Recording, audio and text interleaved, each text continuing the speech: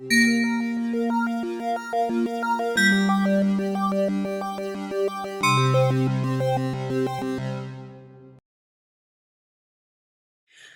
this is Gillian Kirkland with La Pêche Media.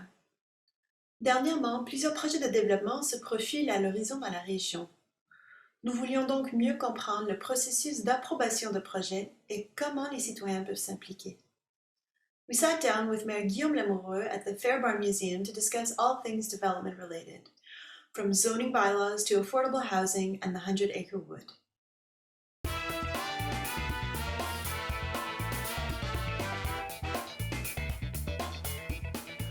Un groupe ou même la municipalité, si c'est un projet, une modification de zonage qui serait, de la volonté du conseil, procéderait d'abord à une séance d'information puis de consultation pour présenter les grandes orientations du projet. À ce point-là, le processus n'est pas encore formellement entamé, mais c'est une séance d'information, de consultation qui peut permettre à un promoteur, par exemple, ou à quelqu'un qui veut modifier une modification de règlement, de bien comprendre un peu les préoccupations citoyennes des gens qui vivent dans la zone concernée par le projet ou dans les zones qui seraient contiguës au projet.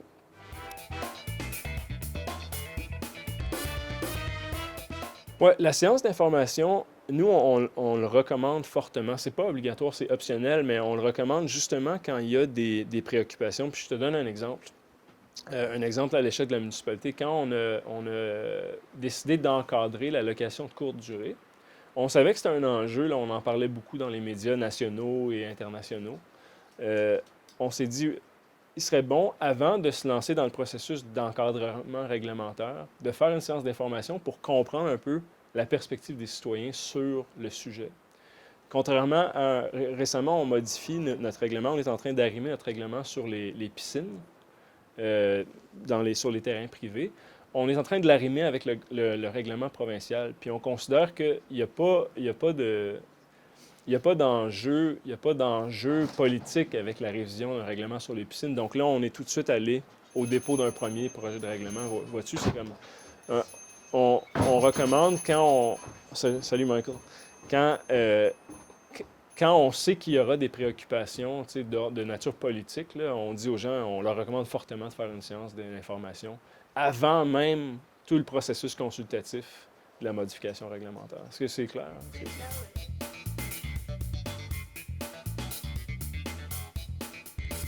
Il y a un avis public qui est fait pour l'adoption du premier projet. Il y a dépôt du premier projet, puis publication d'un avis dans un journal ou dans un média local, puis sur le site web de la municipalité, etc. Puis il y a un appel à commentaires. Puis là, dans le contexte de la COVID, il y a eu un décret ministériel. Et avant, tout ça, ça pouvait se faire lors d'une rencontre citoyenne organisée par la municipalité. Maintenant, ça se fait par l'émission de courriels ou de lettres avec des commentaires par rapport au premier projet de règlement. Puis les gens ont 15 jours pour transmettre leurs commentaires, là.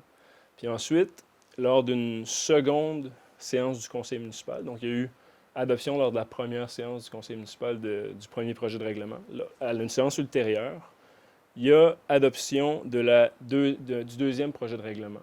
À ce moment-là, s'il y a eu des commentaires émis, ben, typiquement, le premier projet de règlement est modifié en tenant compte des commentaires qui ont été émis, en considérant l'ensemble des commentaires qui ont été émis.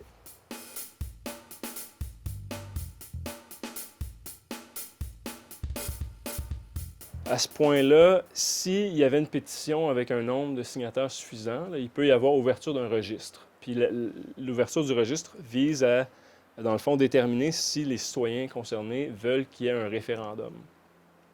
Fait qu'à ce point-là, il y a deux choses qui peuvent se produire, là. Il pourrait y avoir l'adoption du deuxième projet de règlement, puis éventuellement ce qui mène à l'adoption du règlement. Là, c'est plus un projet s'il n'y a pas eu d'ouverture de registre, pas eu de pétition, etc. S'il y a eu pétition avec un nombre suffisant, là, il y a ouverture d'un registre. Puis, suivant, c'est complexe, l'adoption du deuxième projet de règlement, il y a, dans le fond, ouverture du registre, c'est public. S'il y a un nombre suffisant de signataires, ben là, il doit y avoir référendum. Fait qu'à la séance ultérieure du conseil municipal, le conseil doit déterminer est-ce qu'on va de l'avant avec la tenue d'un référendum ou est-ce qu'on abandonne le projet de règlement puis il devient caduc à ce moment-là. Puis, puis voilà, en gros, là, le conseil pourrait décider à ce moment-là, non, on abandonne le projet, on va retourner complètement à la table à dessin, puis refaire un nouveau projet complètement, ou bien non, on est à l'aise avec le processus référendaire, puis on croit que le projet vaut la démarche référendaire. Mais étant donné les coûts que ça implique, typiquement, c'est rare que les municipalités, les conseils municipaux vont choisir d'aller jusqu'au référendum.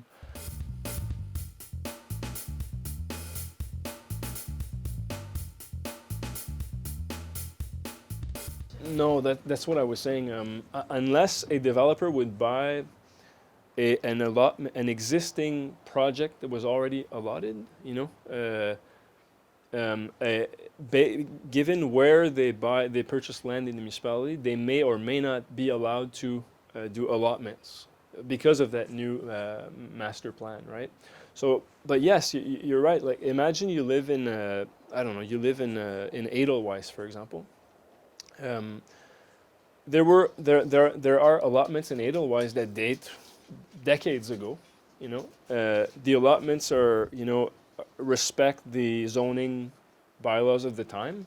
So based on the market, really, or based on the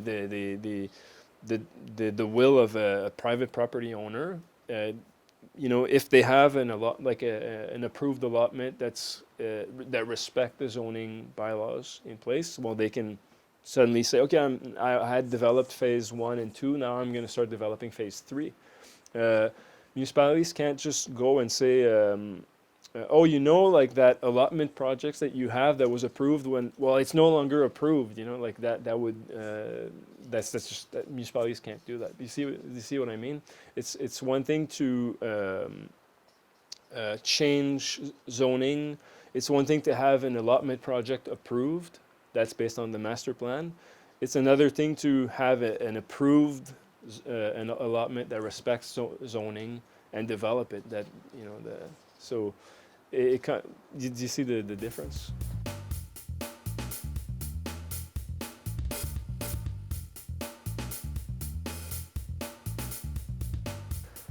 Oui, comme il y a eu des écrits récemment dans un journal local, dans l'Audam, c'est que le groupe a approché les municipalités de Chelsea et de La Pêche de façon exploratoire, pour réaliser un tel projet, là, un projet de développement dans une carrière, dans le fond, quel serait le processus à suivre. Puis je comprends un peu parce que il y a des enjeux qui touchent le schéma d'aménagement. On est comme entre deux périmètres urbains de deux municipalités distinctes avec une zone qui est encore zonée industrielle. Puis ensuite, une fois qu'on aurait réglé les enjeux à l'échelle de la MRC, il y aurait des enjeux à l'échelle municipale parce que c'est encore une fois intermunicipal. Donc, à ce point-ci, le groupe a questionné les municipalités respectives pour essayer de comprendre quel serait le processus. Puis c'est pas simple.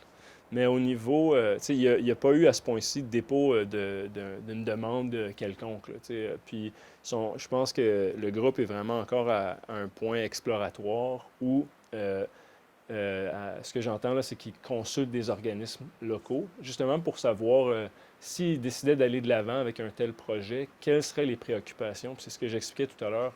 C'est que mettons, on a un projet, puis on veut entamer là, formellement le processus de modification réglementaire, c'est bien toujours de faire une séance d'information et de consultation pour voir éventuellement quelles sont les préoccupations du milieu, puis est-ce qu'il y a une fermeture complète qui fait en sorte que ça ne vaut même pas la peine d'essayer, ou quelles sont les préoccupations qui devraient être considérées quand on va élaborer notre projet pour éventuellement qu'il soit approuvé par la population. Fait qu'à ce point, donc à ce point-ci, là, le projet dont tu me parles, il est vraiment à une phase très, très conceptuelle.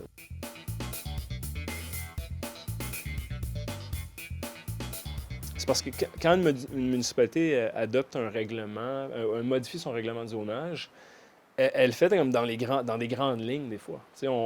Par exemple, si c'est un zonage industriel léger, il y a des trucs à respecter par rapport au zonage industriel léger, pour le distinguer du zonage industriel lourd, par exemple.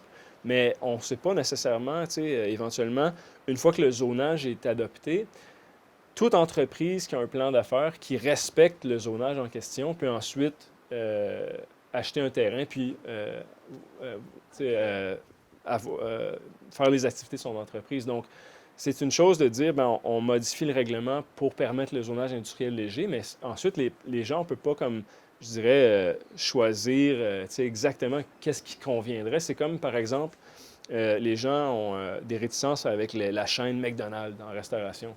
Mais on ne peut pas, dans un règlement, dire on ne veut pas de McDonald's, mais on serait correct avec un AEW, par exemple. Tu sais, on dit, ben, le zonage permet, par exemple, le service rapide.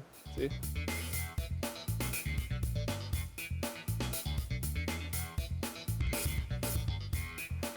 Yeah, definitely. I mean, I'm quite um, interested in what Credo is trying to do at the Outaouais level and the overall, I'd say, objective to protect a greater percentage of land in Canada and Quebec, particularly. Um, I'd be interested in knowing how we could, for example, help private citizens conserve land. You know, through, for example, reviewing how tax rates are working, but there are limits to what we can do in loi sur la fiscalité municipale. Like there are legal limits to what we can do there. But it's definitely like a growing concern for people around the world, and I hope we could do more. But I'd say that people don't know, but the latest iteration of the master plan at the MRC level, and without going into like a lot of details now because it's a complicated subject, municipalities have urban perimeters. Around urban perimeters, there are zones de consolidation zones, and then there's zones de réserve. And the province through its it's called OGAT, Orientation gouvernementale en matière d'aménagement du territoire, basically, have really tightened the rules when it comes to really what it would equate to urban sprawl. So through this latest iteration of the master plan, municipalities can't allow allotment projects in zone de réserve, for example. They have to demonstrate first that they've allotted that development happened in their urban perimeters and consolidation zones. So that serves as a way to conserve land, really. It's a way to like densify urban perimeters, make sure that people live closer to services and limit urban sprawl. So I believe that's a great achievement when it comes in terms of provincial orientations. It will have lasting impacts on how Quebec develops overall, altogether.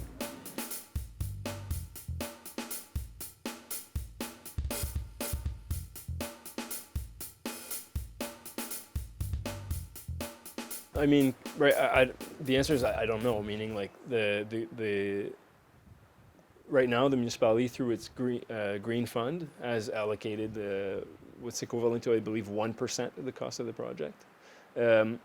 From the onset, the green fund was going to be a tool to help either the municipality, local organizations, or citizens, in La Pêche have access to other fundings from other levels of government. So we see it as like I believe the term is like a bridge, or like there's a multiplying effect, right? So we're putting, like, the municipality is supporting the project through the Green Fund. We hope that with that support, it makes a good case for the organization to then apply for funding at the federal government or at the provincial government. Like it comes with sort of a municipal pledge that's significant, but it's also, the Green Fund it generates approximately $150,000 a year. So at this point, council is satisfied with the grant that was allocated already. Okay, so you don't foresee any additional funding for No, that project? no. I mean, again, I'm council could choose to review its position, but right now, there's.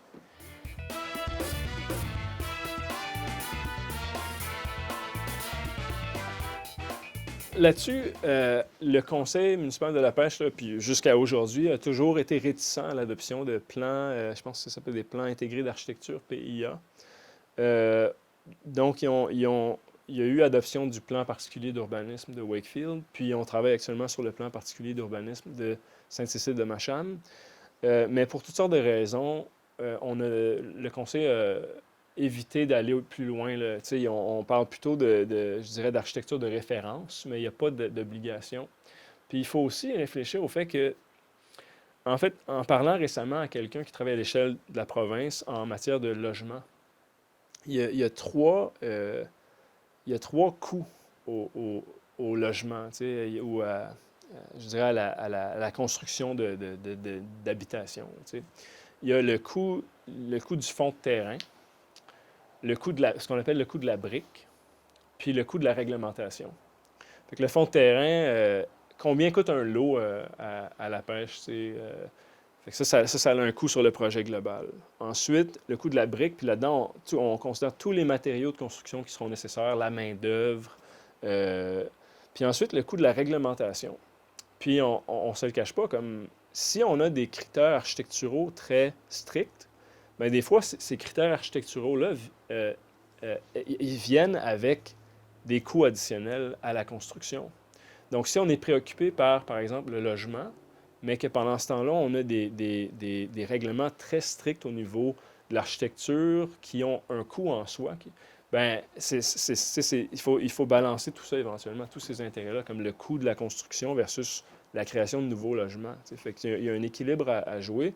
Puis je pense que largement, comme on réussit là, à trouver un équilibre dans ça qui est correct, là.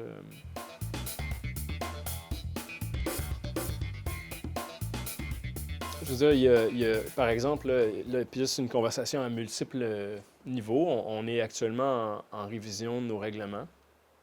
Puis, la question du logement, c'est une question qui est dans la tête là, de tous les, tu sais, les gens qui siègent dans les gouvernements municipaux, à mon avis, là, au Québec. Là. Comment on fait pour tu sais, améliorer la situation, comment on peut le faire, puis on peut le faire à différents niveaux, là, soit en révisant nos règlements, en travaillant avec des partenaires comme les offices d'habitation, en investissant dans des projets communautaires, comme ceux, par exemple, à la pêche, il y a Cohabitat Wakefield. Tu sais, le conseil a contribué au financement d'un projet de Cohabitat Wakefield qu'ils essaient de qualifier à la Fédération canadienne des municipalités. Donc, Cohabitat Wakefield, ils veulent construire là, c'est une coopérative de locataires, si je me rappelle bien, là, de plus d'une trentaine d'unités.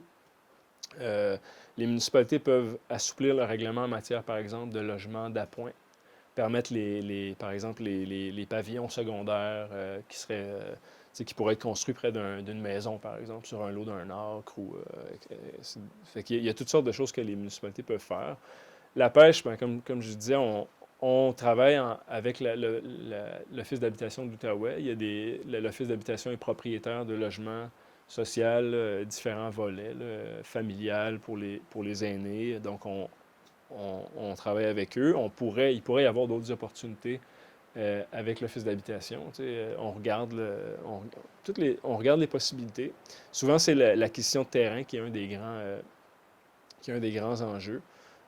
Puis la révision réglementaire, ben, elle est en cours. Moi, personnellement, je suis favorable à un assouplissement en matière de ce qui serait de mini-maison ou logement d'appoint, dans la mesure où les installations septiques le permettent, puis l'approvisionnement en eau le permet.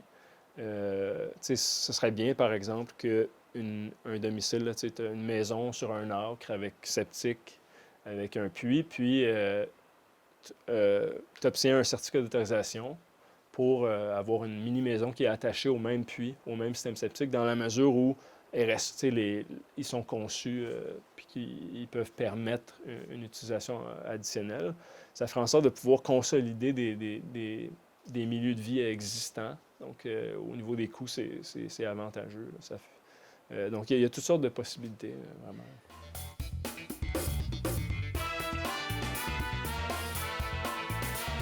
I mean, it's not just possible. It's actually it's required.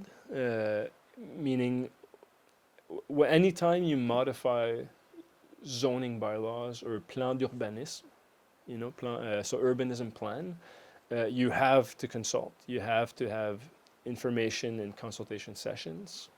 And one of the big, I'd say, um, challenges that we have, or one of the big objectives that we have this year, is again following the latest adoption of the MRC master plan. We have to review our urbanism plan and zoning bylaw, and we hired someone specifically dedicated to that task. So this is this is just starting, started in 2021. We're a bit late, but I'm not worried. I mean, if we need more time, we'll get an approval to have more time at the provincial level. It's not the. So will there be public consultations throughout that process? Yes, again, anytime you modify zoning bylaw, there is a consultation. And where can people find out about this? Well, they'll be able to find out in like the Info La Pêche on the website. I can't tell you right now when it's going to happen. It's too early in the process. Okay. Well, you Yeah. can let us know. Oh yeah, absolutely. Yeah. Okay. Merci beaucoup, Guillaume. Plaisir.